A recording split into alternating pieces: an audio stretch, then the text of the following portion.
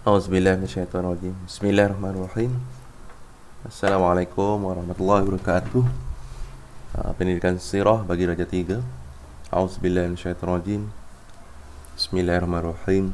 Allahumma iftah alaina hikmataka wa ansur alaina min khazaini rahmatika ya arhamar rahimin.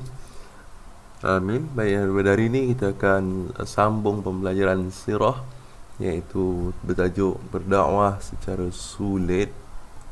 Kemudian kita akan lihat surah yang diturunkan selepas surah Al-Alaq, iaitu setelah Nabi Muhammad menerima surah Iqra bismi rabbikal ladzi khalaq.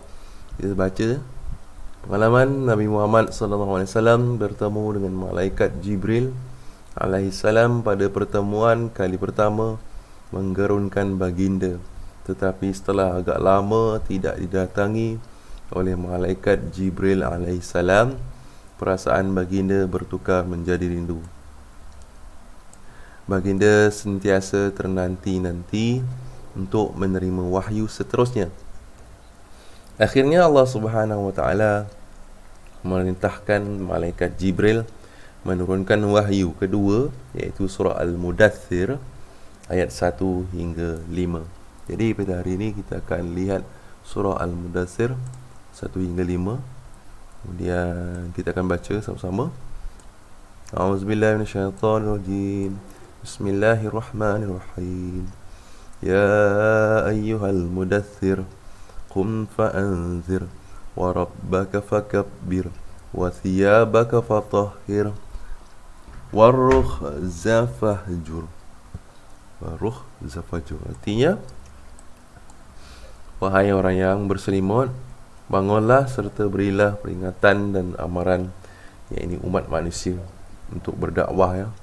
Dan Tuhanmu, maka ucapkanlah dan ingatlah kebesarannya, dan pakaianmu maka hendaklah kamu bersihkan, dan segala kejahatan maka hendaklah engkau jauhi. Disambung lagi muka surat sebelah. Apakah kesan bila turun surah Al-Mudaththir ini? Kesannya iaitu dengan penurunan wahyu ini, maka bermulalah tugas dan tanggungjawab Nabi Muhammad SAW sebagai pesuruh Allah Subhanahu wa taala. Baginda diperintahkan untuk menyampaikan ajaran Islam kepada seluruh umat manusia. Penduduk Arab Mekah mengamalkan agama menyembah berhala. Ada juga yang menyembah roh orang mati, matahari, bulan dan sebagainya.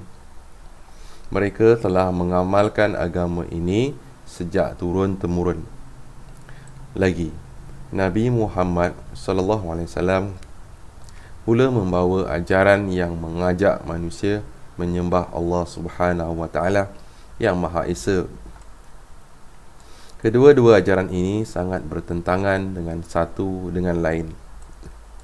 Oleh itu, Nabi Muhammad SAW perlu memilih satu langkah yang bijak dan terbaik untuk menyampaikan ajaran Islam. Langkah itu ialah menyampaikan ajaran Islam secara sulit.